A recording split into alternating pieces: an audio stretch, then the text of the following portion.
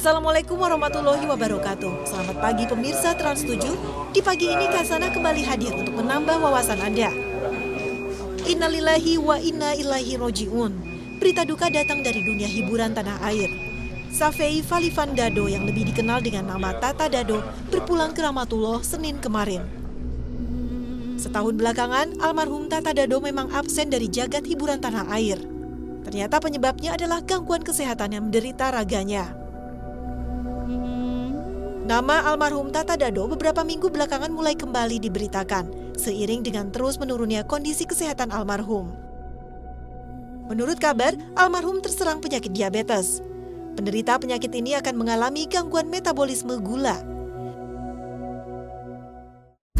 Salah satu penyebab diabetes adalah rendahnya produksi insulin yang merupakan faktor keturunan. Namun kondisi penderita diabetes akan semakin parah jika tak diimbangi dengan pola hidup sehat. Beberapa contohnya adalah tidak menjaga pola makan, terutama menjaga asupan karbohidrat dan pemanis. Selain itu, diabetes juga akan semakin parah jika disertai kebiasaan merokok. Diabetes akan menyebabkan perubahan struktur darah, dan gangguan struktur darah ini jika terjadi di pembuluh darah otak akan menyebabkan pembekuan darah, sehingga pada akhirnya sel-sel otak akan mati, sehingga menyebabkan kerusakan dalam sistem saraf yang lazim dikenal dengan istilah stroke. Nampaknya kondisi komplikasi diabetes dan stroke inilah yang menyebabkan almarhum Tata Dado terbaring lemah setahun belakangan ini. Dan pada akhirnya Allah telah berkehendak untuk mengakhiri masa kehidupan almarhum di dunia. Nama Tata Dado mulai mencuat ketika dirinya turut bergabung dalam film Lenong Rumpi di medio 90-an. Publik mengenal Tata Dado sebagai salah satu komedian yang mampu memancing tawa penonton. Namun, apa daya, serangan stroke yang menimpanya melumpuhkan segala aktivitas fisiknya. Hal ini nampak dari kondisi fisiknya yang seakan tinggal kulit membalut tulang. Deraan stroke tak hanya menggerogoti fisik almarhum Tata Dado semata. Kondisi keuangan almarhum dan keluarganya turut terpuruk. Bahkan pada akhirnya, keluarga memutuskan untuk merawat almarhum di rumahnya di Bilangan, Bekasi, Jawa Barat. Kepergian Tata Dado seakan menegaskan bahwa tidak adalah hal yang lebih pasti selain kematian. Seperti yang difirmankan Allah dalam surat Al-Anbiya ayat ke-35. Kullu nafsin dha'iqatul maut. وَنَبْلُوكُمْ بِالشَّرِّ وَالْخَيْرِ فِتْنَةً وَإِلَيْنَا تُرْجَعُونَ. Sadaqallahul Azim. Maha benar Allah atas segala firman-Nya. Belajar dari peristiwa meninggalnya almarhum Tata Dado, sudahkah kita menyiapkan amalan dan perbuatan saleh untuk menambah berat timbangan pahala kita nanti? Selamat jalan almarhum Tata Dado. Semoga segala amalan ibadahmu diterima oleh Allah Subhanahu wa Ta'ala dan semua dosa diampuni olehnya. Amin ya Robbal Alamin.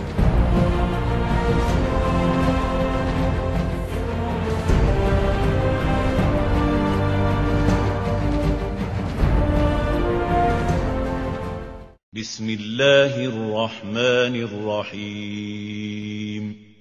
وَلِكُلِّ أُمَّةٍ أَجَلٌ فَإِذَا جَاءَ أَجَلُهُمْ لَا يَسْتَأْخِرُونَ سَاعَةً وَلَا يَسْتَقْدِمُونَ. Rasulullah SAW selalu mengingatkan kepada para sahabatnya tentang perkara gaib yang tidak diketahui kapan terjadinya. Ada 5 perkara gaib: kiamat, hujan, apa yang terjadi di rahim, apa yang terjadi esok hari, dan terakhir kematian. Kematian merupakan perkara gaib yang tidak ada seorang pun yang tahu.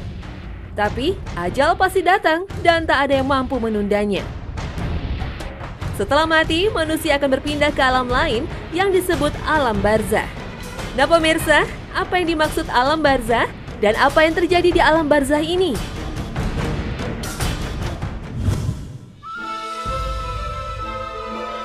Barzah adalah alam kubur yang membatasi antara dunia dan akhirat. Alam barzah menjadi tempat persinggahan antara jasad makhluk sampai dibangkitkannya pada hari kiamat. Secara harfiah, barzah artinya jarak waktu atau penghalang. Allah Subhanahu wa Ta'ala berfirman dalam surat Al-Mu'minun ayat 100. Di hadapan mereka ada dinding sampai hari mereka dibangkitkan. Ia menjawab, itu adalah alam antara kematian dan kebangkitan kembali. Pada alam barzah ini, sang mayat akan bertemu dengan malaikat Munkar dan Nakir. Sebagian ulama berpendapat, jika mayat seorang mukmin, maka yang akan datang malaikat bernama Mubashar dan Bashir. Saat di alam barzah ini, manusia sudah mengetahui bagaimana nasibnya pada hari akhir. Apakah akan menjadi penghuni surga atau neraka? Jika ia penghuni surga, pintu surga sudah dibukakan dan hawa surga akan dirasakannya setiap pagi dan sore. Sebaliknya, jika menjadi penghuni neraka, pintu neraka sudah dibukakan dan ia akan merasakan hawa panas neraka setiap pagi dan sore. Dalam sebuah hadis yang panjang yang diriwayatkan Imam Ahmad dari Al-Bara bin Azib, seorang mukmin saat wafat disambut ceria oleh malaikat dengan membawa kain kafan dari surga. Kemudian datanglah malaikat maut duduk di atas kepalanya dan memerintahkan ruh yang baik untuk keluar dari jasadnya. Lalu disambut oleh malaikat dan ditempatkan di kain kafan surga dan diangkat ke langit. Penduduk langit dari kalangan malaikat menyambutnya sampai di langit terakhir bertemu Allah. Kemudian Allah memerintahkan pada malaikat untuk mencatat kitab hambanya ke dalam Iliyin dan dikembalikan ruhnya ke alam barzah. Setelah dikembalikan lagi ruh itu ke jasadnya, datanglah dua malaikat Munkar dan Nakir yang akan bertanya kepada sang mayat. Siapakah Tuhanmu? Apa agamamu? Siapa lelaki yang diutus kepadamu? Siapa yang mengajarimu? Orang yang beriman bisa menjawab dengan baik semua pertanyaan malaikat ini, kemudian mendapat kenikmatan di alam kubur dengan dibukakan pintu surga baginya, dilapangkan alam kuburnya, sang mayat akan mendapat teman yang baik, dengan wajah yang baik, pakaian yang baik, dengan aroma yang baik. Keadaan ini berbeda dengan orang yang tidak beriman. Ia akan merasakan pedihnya siksa kubur.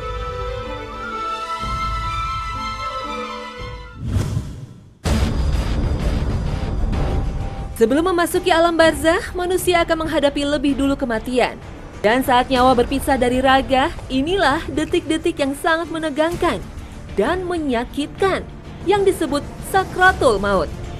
Datangnya sakratul maut adalah sesuatu yang pasti terjadi. وَجَاءَتْ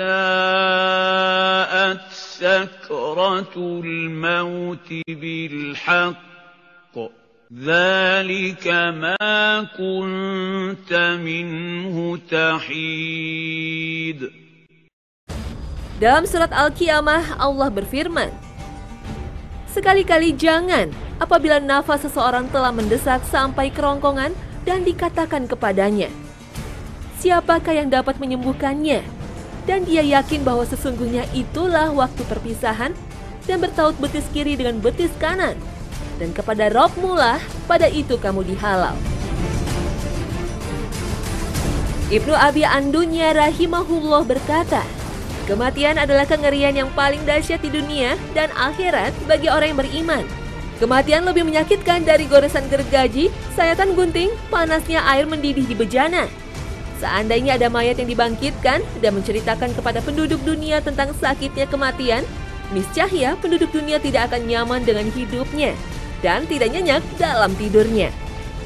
Sebelum ajal akan menjemput manusia agung, Rasulullah SAW, malaikat Jibril didampingi malaikat Israel lebih dulu mendatanginya, kemudian meminta izin untuk mencabut nyawanya. Sebagai pelajaran bagi umatnya, Rasulullah pun merasakan pedihnya sakratul maut seperti diceritakan Fatimah, putri Rasulullah tatkala kondisi Rasulullah memburuk. Fatimah berkata, "Alangkah berat penderitaanmu, ayahku." Beliau menjawab, "Tidak ada penderitaan atas ayahmu setelah hari ini." Siti Aisyah, istri baginda Rasulullah, menceritakan, menjelang ajal di hadapan Rasulullah ada satu bejana kecil dari kulit berisi air. Beliau memasukkan tangan ke dalamnya dan membasuh muka dengannya seraya berkata, "La ilaha illallah." Sesungguhnya kematian memiliki sakratul maut, dan beliau menegakkan tangannya dan berkata, "Menuju Rafiqil A'la," sampai akhirnya nyawa beliau tercabut dan tangannya melemas. Dalam riwayat lain, dikisahkan detik-detik Rasulullah menghadapi sakratul maut. Rasulullah menghadapkan diri kepada Allah sambil berdoa, Allahumma ya Allah, tolonglah aku dalam sakratul maut ini. Siti Aisyah pada waktu itu memangku kepala Nabi. Terasa olehku Rasulullah SAW sudah memberat di pangkuanku.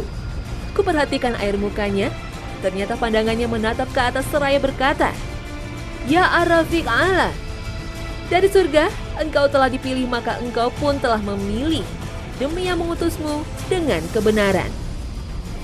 Saat itulah Rasulullah berpulang ke hadirat ilahi Robbi sambil bersandar antara dada dan leher istrinya Aisyah. Siti Aisyah berkata, Aku tidak iri kepada siapapun atas kemudahan kematiannya sesudah aku melihat kepedihan kematian pada Rasulullah.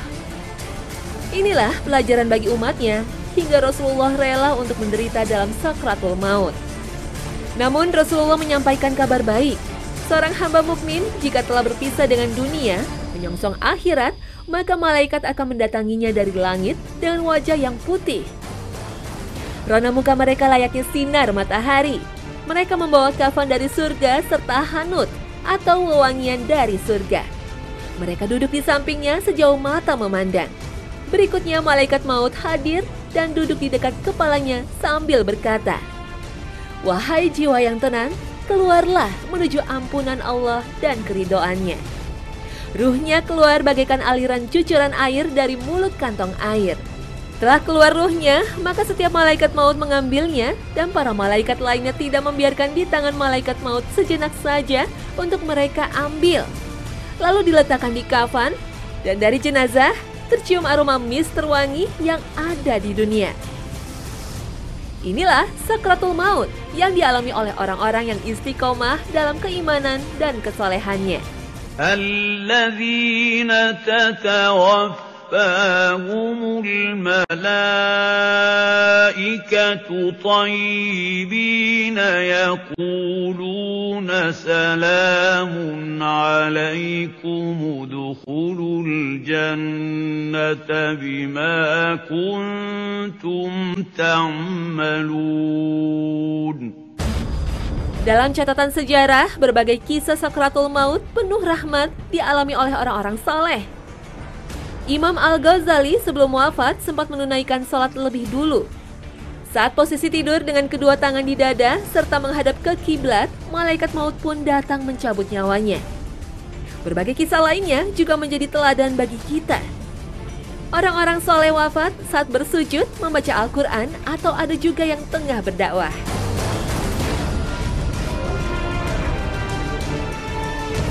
Jejak amal soleh yang mereka tinggalkan terus membekas. Sebagai bukti cinta, ribuan orang melayat dan menghadiahinya dengan sholat jenazah. Subhanallah, alangkah indahnya ajal menjemput mereka. Tapi kabar buruknya, sakratul maut yang dialami orang-orang kafir begitu dahsyat penderitaannya. Alangkah dahsyatnya sekiranya kamu melihat saat orang-orang zalim dalam tekanan sakratul maut, sedangkan para malaikat memukul dengan tangannya sambil berkata, Keluarlah nyawamu. Di hari ini kamu dibalas dengan siksaan yang sangat menghinakan karena kamu selalu mengatakan terhadap Allah yang tidak benar dan karena kamu selalu menyombongkan diri terhadap ayat-ayatnya. Rasulullah bersabda, sesungguhnya hamba yang kafir jika akan berpisah dengan dunia menyongsong akhirat, maka malaikat-malaikat yang kasar akan turun dari langit dengan wajah yang buruk. Mereka duduk sepanjang mata memandang.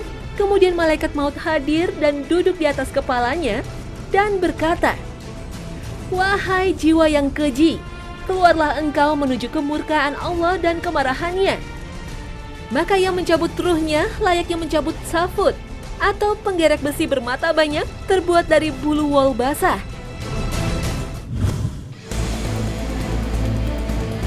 Setelah jenazah berada di alam barzah, siksa kubur menanti orang-orang yang zalim. Dalam berbagai hadis, Rasulullah mengisahkan derita alam kubur. Suatu saat Rasulullah melewati 2 kuburan. Sesungguhnya 2 orang sedang disiksa dan keduanya tidak disiksa karena dosa besar. Kemudian beliau bersabda, yang seorang tidak menjaga diri dari percikan air kencing, sedangkan yang lainnya suka mengadu domba. Kemudian Nabi mengambil sebuah pelepah kurma yang masih basah, kemudian membelah menjadi 2 bagian dan menancapkannya satu bagian pada masing-masing kuburan. Para sahabat bertanya, "Wahai Rasulullah, mengapa engkau melakukan ini?" Beliau menjawab, mudah-mudahan diringankan azab tersebut dari keduanya selama pelepah kurma itu belum kering. Allah sengaja tidak membuka alam barzah, sehingga manusia bisa melihat derita siksa kubur. Namun Allah mengungkap melalui firman-Nya dan sabda Rasulullah. Di alam kubur, malaikat akan bertanya kepada orang kafir dan munafik, "Bagaimana menurutmu tentang Rasulullah SAW?" Ia menjawab, "Aku tidak tahu." Maka kedua malaikat berkata, "Engkau tidak tahu? Engkau tidak membaca?" Kemudian ia dipukul dengan palu dari besi tepat di wajahnya. Lalu dia menjerat dengan jeritan yang sangat keras yang didengar oleh seluruh penduduk bumi kecuali 2 golongan, jin dan manusia. Rasulullah menyaksikan berbagai siksa kubur saat melakukan Mi'raj ke Sidratul Muntaha. Rasulullah bertanya kepada malaikat Jibril dan Mikail, seperti banyak diulas dalam berbagai hadis sahih. Inilah beberapa siksaan yang dijelaskan oleh malaikat Jibril. Orang yang disiksa dengan dirobek mulutnya adalah seorang yang senang berdusta. Orang yang kepalanya dipecahkan adalah orang telah belajar Al-Quran tapi tidak mengamalkannya. Orang yang disiksa dalam bejana api adalah seorang penzina. Dan orang yang berada di sungai darah, mereka yang biasa makan harta hasil riba. Dalam hadis lain, Rasulullah menyaksikan kaum yang memiliki kuku dari tembaga, kemudian mereka mencabik-cabik wajah dan dadanya sendiri. Mereka rupanya orang yang suka gibah atau menjelekkan orang lain dan menjatuhkan kehormatannya. Sementara ada wanita yang payudaranya dirobek-robek ular. Rupanya mereka adalah wanita yang tidak mau menyusui anaknya sendiri kecuali karena alasan syar'i.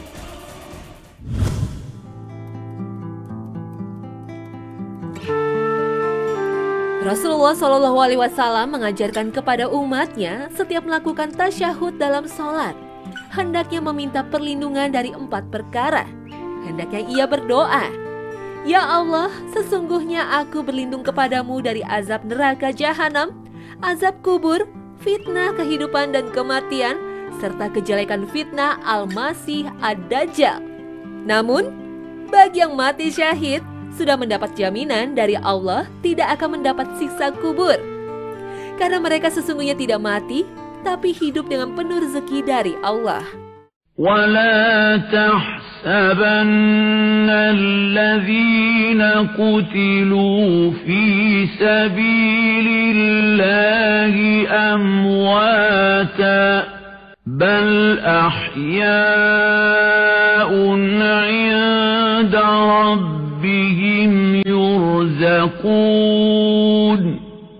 فَرِحِينَ بِمَا آتَاهُمُ اللَّهُ مِنْ فَضْلِهِ وَيَسْتَبْشِرُونَ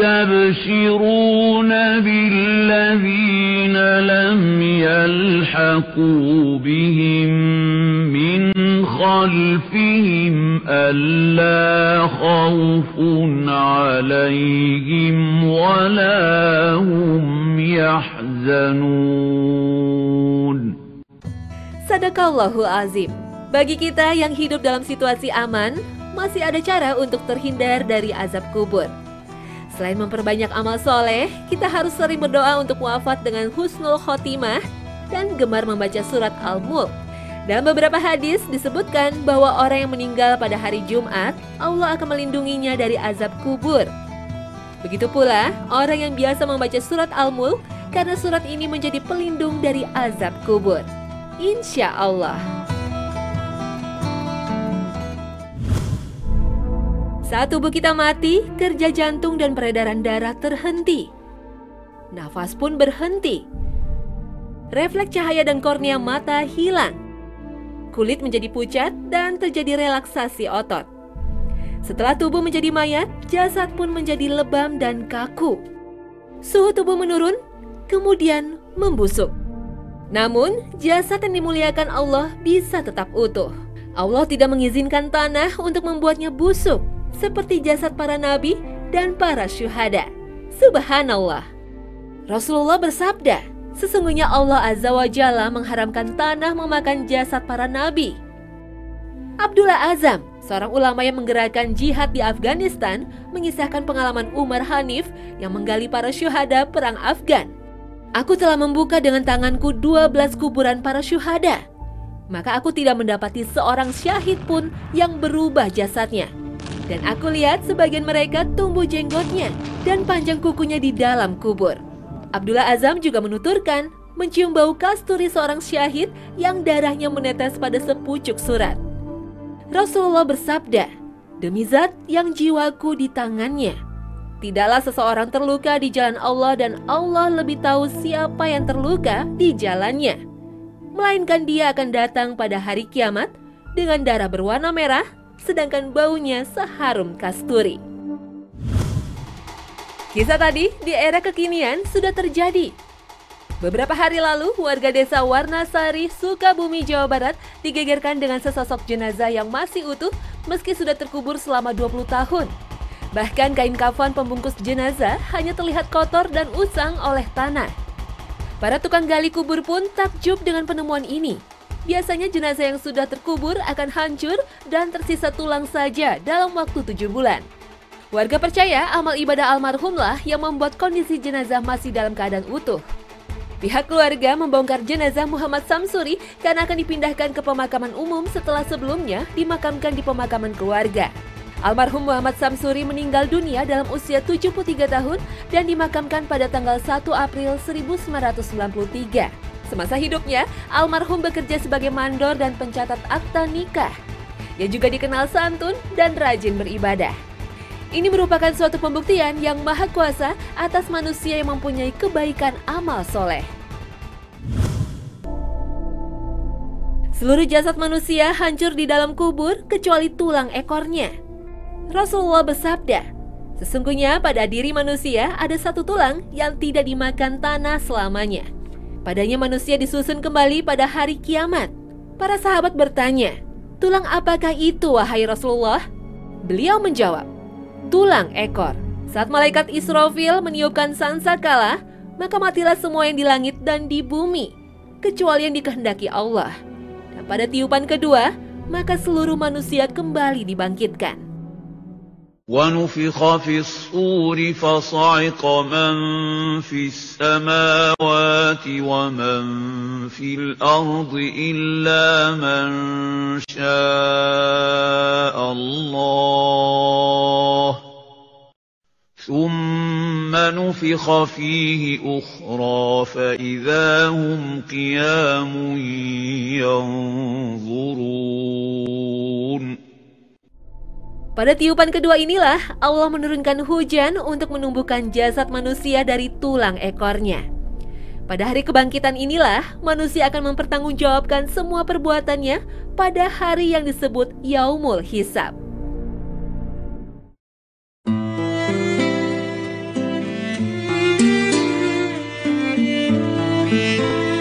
Nah pemirsa, semoga kisah tentang alam barzakh makin menyadarkan kita hidup di dunia hanya sementara. Dan yang terpenting, apa yang bisa kita persiapkan sebagai bekal menuju hari akhir. Terima kasih atas kebersamaan Anda. Wassalamualaikum warahmatullahi wabarakatuh.